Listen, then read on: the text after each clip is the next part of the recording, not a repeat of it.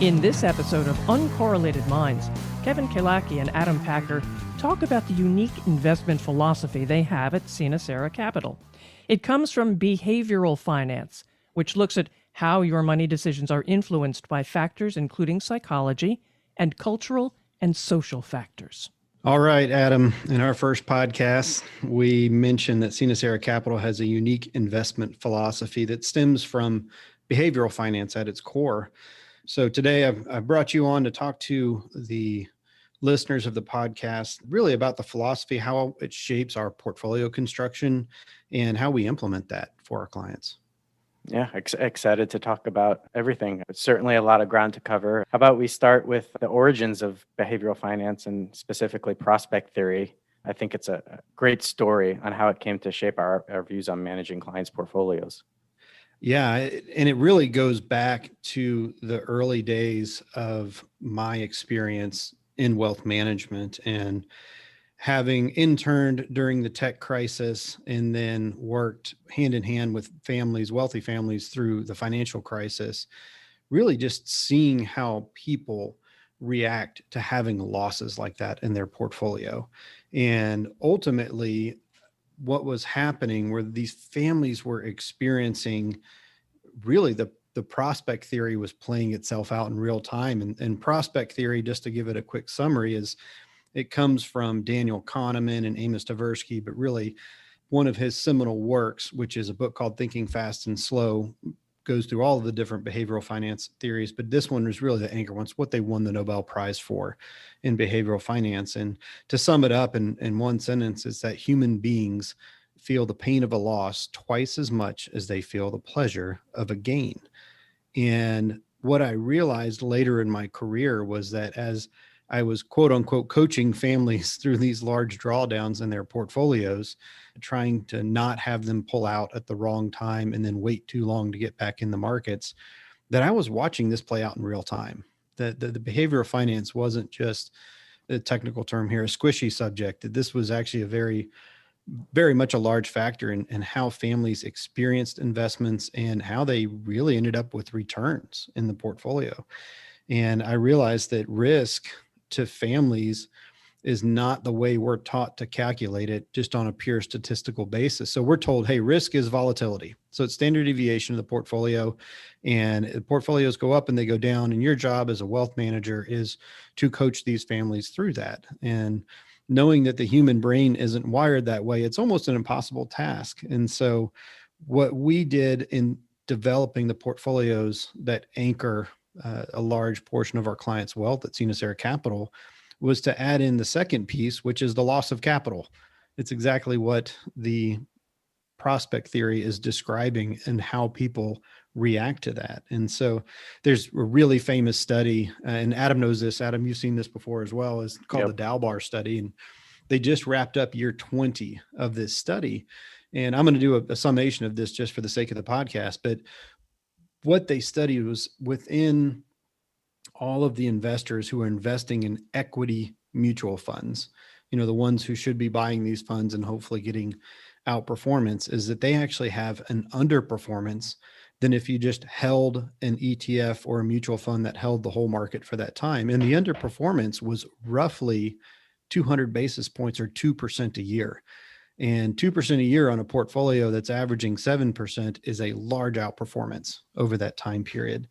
And so ultimately, the structure of our portfolios was looking to solve for that behavior gap.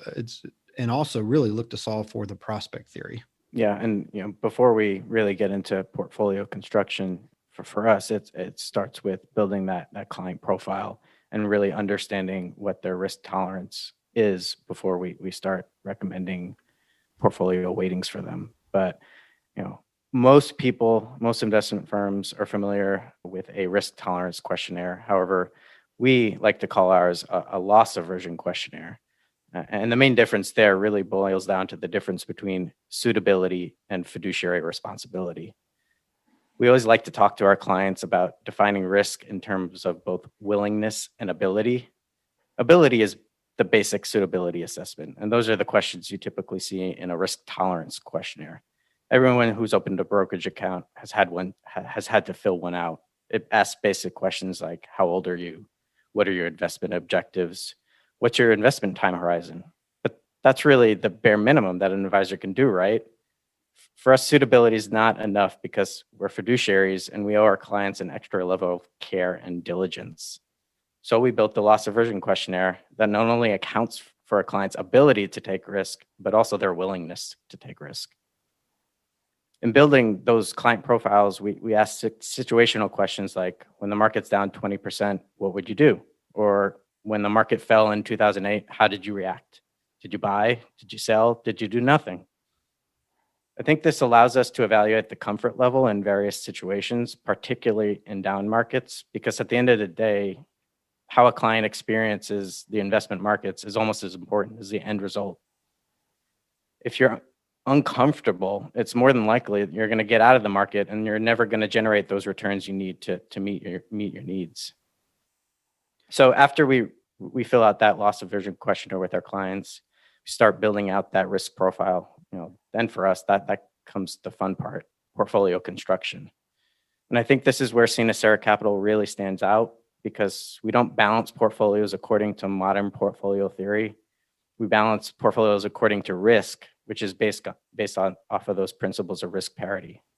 Yeah, and that, as Adam said, the underlying portion of the portfolio is really first and foremost understanding the client's ability and willingness to take risk. That's part questionnaire. It's also part conversation. It's part understanding, what did you do in 2008 and how did you react? I would say we are fortunate, and it's going to sound very odd to say we were fortunate to have COVID hit when it did, but being a young firm new into our portfolio structures, we had a really unique experience of getting to test the portfolio through an entire market cycle in the shortest period of time that we've ever seen a market cycle. Yeah. Whether that was induced by Fed intervention, we can have a different discussion on a different day about that, but we really got to see the portfolio have a very quick drop and a very quick recovery, which is rare for the size of the drop and recovery that have occurred in the portfolio. And it performed exactly the way we thought it would perform and the way it was constructed. How are they going to make decisions whether to stay invested or not stay invested? And so I knew that ultimately this was the problem for which I was solving for our families. And someone asked me, why do you do this? And the answer is because it solves the problem. If we know that investors feel the pain of a loss twice as much as they feel the pleasure of a gain, then we have to construct a portfolio that has an at least 2-to-1 upside to downside capture ratio to give a neutral investment experience, to have at least a chance to get them to stay in the portfolios through drawdowns. And so what I did was I went hunting, and I'll tell a funny story here, and I'll let Adam backfill a part that I wasn't a part of. But early on, I determined this and started to construct these portfolios, and I'd hired Adam, and poor Adam, I just run him through 4 different interviews over the better part of a month and a half, just to make sure he was a right fit for this role, given where he was going to be very quickly. And so he comes on and he hires and walks in, really the first week or two. And I said to him, hey, Adam, we're going to be a risk parity shop, and this is why. And I basically told him everything that I just told the podcast. And Adam gave me the look of, oh my deer in goodness, headlights. What did I get myself into? And I said, I know what you're thinking. I said, it's different. It's not what most people do. There's a reason I like to be different and, quote unquote, swim against the tide. You'll heard that in some of our pieces before. And so I said, Adam, here's what I've read. Here's everything. Go take a week, go beat it up, poke as many holes as you can in this theory and how we're going to implement this, and then come back to me and tell me what you think. And so long story short, Adam comes back in a week later for the next investment committee meeting, and he sits down and he puts the material down on the desk, and he looks at me and says, okay, I'm in. And what the story that we don't know is that week from when he walked out thinking, am I still going to work here? Or the time he came back in, sat down and committed to being a part of this long-term. Yeah. So it's an interesting story, but pretty early on in my career, the very first risk parity, or what was more commonly known at the time as risk balance mutual funds, started appearing. I think the first mutual fund that was doing risk parity, or a version of risk parity, was around 2010. So for anyone unfamiliar with the concept of risk parity or had a limited understanding of it, as I did at the time, it's very easy to become a deer in headlights, like it was when Kevin told me that that's the strategy he was building. But many of those risk balance funds at the time really weren't risk parity. And as many critics like to say, they were quote unquote leveraged bond portfolios. So whether as the products being offered at the time or my limited understanding of the strategy, fast forward 10 years and when Kevin approached me, I definitely wasn't a believer in it. But in addition to reading up on Ray Dalio and his version of the all-weather portfolio, Kevin also gave me a copy of Ed Shin's book called Risk Parity Fundamentals. For those of you who don't know Ed Shin, he's the CIO of Panagora, which is an alternative asset manager. But fun fact, he was actually the one who coined the term risk parity. I don't want to get too much in the weeds about his research. His book is fascinating, but it's also very long and very technical. But it really made me understand the efficacy of risk parity. I know on our next podcast, we're going to be talking about how we implement our strategy and kind of looking under the hood. So I'm sure Ed Shin's going to come up again next week. So even though I'm a believer now, many prospects and clients that we have also need convincing. And we're asked all the time, why are we balancing risk as opposed to balancing asset allocation? Yeah, that's probably the main question. And yeah, I would say the reason goes back to what I said earlier is because it solves the problem. That's the first part of it. The second part of it was, recently someone asked me, Kevin, what if you were to tell me what the profile of the perfect investment looked like, what would it be? Well, the answer is it would be low cost, tax efficient, fully liquid, and it would be all upside and no downside. And so we can kind of sit back and laugh about that because we know there's no investment that has risk in it that has all upside and no downside because it doesn't exist because risk and return are related. We didn't quite figure that one out yet. So we're working on it. We're working on it. Yeah. We'll let the audience know if we find that investment, but I have the feeling it's, the Easter Bunny took it to Shangri-La. So who knows where that thing is, but ultimately it was because we knew we had to overcome that 1-to-2 ratio. And we also, I would say the second piece to that is the ultimate outcome. So a client asked me, says, if I invest in this, what do I get? It's, I get low cost. Well, that's not, that's a factor of it. That's not necessarily what you're providing. And so at the end of the day, when we run through the metrics and we look at the numbers, and if someone were to ask us, how do you convince someone that this is the way to go when it comes to asset allocation? The answer would be that we show them the numbers, we show them the actual outcome from it. And more so, we show them in the context of them. It goes back to the old adage, what's in it for me? And so, yes, it has less drawdown in drawdown markets. So in May, beginning of May to the end of May, when the typical balanced portfolio was down 15 or 16% at the end of the month, we were down 2.5%. And by April 6th, we were back in the black and everyone was still chasing. And so from that standpoint, yes, the drawdown is something you get, but it's not the actual really valuable part. When you go in and you start looking at the figures of perpetual withdrawal rates is where you really see the value of the portfolio. And what happens over a long period of time, because these are asset allocation models that are designed to preserve wealth and grow wealth, you have to look at them on a long time period. It produces somewhere between 30 to 50% more income for a family. So if you go back to our core tenets that are on our website and they're woven into everything we talk about, all of our materials that we show our clients and how we interface, you'll see them. They're called clarity, confidence, and purpose. And ultimately, purpose is not to be confused with ESG or carbon neutral investing or reducing plastics in the ocean, things of that nature. But it's the purpose of the dollar for the family.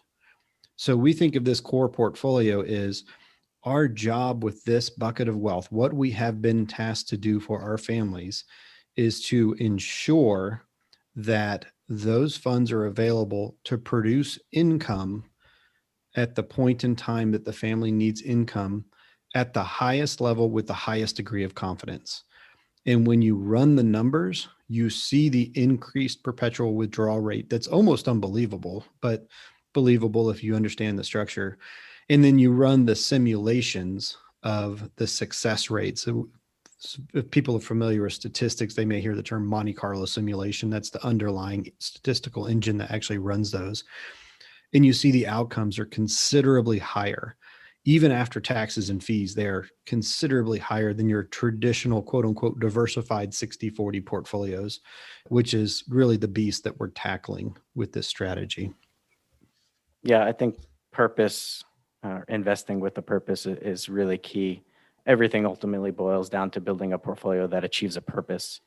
Every investment decision or recommendation that Kevin, Connie, and I make as part of the investment committee at SineCera is driven by purpose. And ultimately, we are building portfolios that, as Kevin mentioned, is trying to generate that income at a certain date with the highest level of confidence. So essentially making sure that our clients are confident that they can achieve the purposes that they have hired us to do. It's really, I like to view it the difference between an asset manager and a wealth manager. We're really building portfolios specifically for clients and their individual goals and objectives. Yeah, and say because of that too, another question we often get asked is, well, does everyone who invests with you, do they put all of their wealth in the all-weather portfolio? And, Adam's over here and he's nodding at me. He's like, nope, not at all. Not the way it goes. And so, maybe as a discussion for a future podcast, we'll talk about the fact that in order to achieve those efficacy levels that are very high, it's not just the all-weather core that sits in the middle. It is, how are you preserving capital that is to be spent? And let me rephrase that, not necessarily how are you preserving the wealth that is to be spent in the next 5 years? And then how are you investing in assets that are very long-term for the family, 15 years plus for the family? And so we developed additional portfolios that surround the core portfolio, again, because the statistics lead us to invest that way. And because we know that if the core is in place and then the short-term portfolio is in place, that they are far more likely to stick with their long-term investments through bouts of volatility in the market. Yeah, definitely not a one-size-fits-all shop here. So excited to talk about that on our next podcast and looking under the hood, as I said, of the all-weather, and also discussing those other strategies that we use as a overlay to that core portfolio. Yeah. Well, Adam, thanks for joining on the podcast today. For our audience, you will certainly hear much more from Adam in the future as we talk about a number of different things we do. One thing he does for the firm that many people know who are close to us is that he oversees all of our due diligence for our direct and private investment piece as well. That is a large part of our family's wealth, and certainly something that is not only not ignored by us, like many of our peers in the wealth management industry, but we bring it to the forefront, help clients evaluate those things and report on them at both the fund and the family level. So look forward to talking more about that. Adam, thanks for coming on. And everyone, we will look forward to seeing you during the next podcast episode. And Kevin, just before we end here, how can listeners reach you if they have questions and want to learn more? Absolutely. The best way to reach us is through the website to gain all the information. That's SineCeraCapital.com, SineCera Capital.com. We've got great blog post material. Adam does a lot of writing there for us on the investment side. Connie Sullivan, head of our family office services, also posts a lot on her family office services side there. And then as always, info@SineCeraCapital.com. That will actually hit all three of the partners' inboxes at one time, a little known secret that's no longer a secret because it's on the podcast. Yep. Kevin Kaylakie and Adam Packer, thank you. To make sure you get the latest episode of Uncorrelated Minds, subscribe to the podcast. We also would love it if you shared it and liked it. SineCera Capital, LLC, is a registered investment advisor. Advisory services are only offered to clients or prospective clients where SineCera and its representatives are properly licensed or exempt from licensure. The information provided is for educational and informational purposes only and does not constitute investment advice, and it should not be relied on as such. It should not be considered a solicitation to buy or an offer to sell a security. It does not take into account any investor's particular investment objectives, strategies, tax status, or investment horizon. You should consult your attorney or tax advisor. No investment strategy or risk management technique can guarantee returns or eliminate risk in any market environment. All investments include a risk of loss that clients should be prepared to bear. The principal risks of SineCera strategies are disclosed in the publicly available Form ADV Part 2A.